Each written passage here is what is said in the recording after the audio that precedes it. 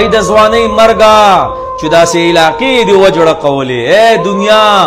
اوې مرګه نه د چا ارمانونو ته ګورې نه د چا تنکۍ ځوانۍ ته ګورې نه دې ته ګورې چې بچی راغټ شو سبا به ورله واده کوم نه دې ته ګورې چې د مور او د خویندې یو امید راغټ شي اللہ تمنا او تمنا ہے جو دل ہی دل میں پوری ہو جو مر کے بھی نہ ہو جائے اسے ارمان کہتے ہیں اے دنیا ډیر ارمانی دا ارمانونه چا ندی پوره کړي جناب دا کم د ځوان دا ویډیو چې چلیږي کاشف دا زمون کلیوالا ضلع مردان کې بیا حتیان کریم آباد ډیر عجیبان داس کې راغټ شو ډیر عجیب حسن الله ورکړو والد صاحب غټ ډاکټر واغم الله دنیا نه واغز و د کاشف غم داسې او غم د ځوانۍ کومراټ ته تلو چکر لا ولته یو حادثه وشو د گاډي او پاغي کې کاشف امانت چې الله خپل مور او پلار له ورکړو هغه واغستو زه یو خبره کوم د شهادت مرګ کده آیا کاشف الله شهادت درجه ورکړو کو نه نبی علیہ الصلوۃ والسلام صحابه سره ناشته او زما د امت شهدا سوق دي نو صحابه ته د الله رسول په جنگ کې جاری هری شي او شهید شي اقا شهید دی وفات شي زما نبی ته فرمای تاسو زما د امت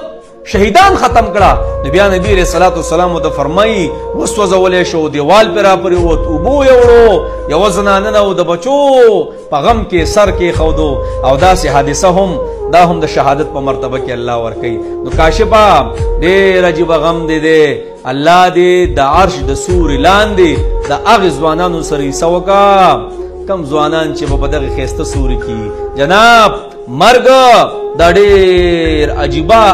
سسٹم سره راتلو والے زمانه بدا سے فرمایدا و پیډ نه داسې دی صحابو ته د الله رسول او الله خپويږي دا و د انسان مرګ دی او دا امیدونه دي کاشف په څومره امیدونه ساز کړي سبا کوما واده وکوما دغه نه پس پر روزګارونه اخوا دی خوا دا بل کاشف په دی وړو کې زګیدار مانو دا د هر چا ارمان دی خو یاد ساتي ګوره مرګ دی ارمانو ته نه ګوري ښا مرګ دی خبرو اترو ته نه ګوري مرګ دی ته نه ګوري چې دا ټولي خویندې ورته پته مدي دا مور ورته پته مده پلار ورته پته مناسته دا بچی راغټ شو مور ورسره ډېر عجیبه سختې تېرې کړې نه ګورې دنیا ډېر عجیبه ده ښه د الله عجیبه قانون دی چې په کم حالت کې دنیا نه چوت کړې الله اکبر کبیر ای الله داسې ټایم کې مر راولې چې ورته تیار یو جناب خبره مې دا ده چې د ځوانۍ دا مرګ نه دی دا د علاقې وجه کړی کاشف داسې عجیبه مرګ داسې عجیبه جنازه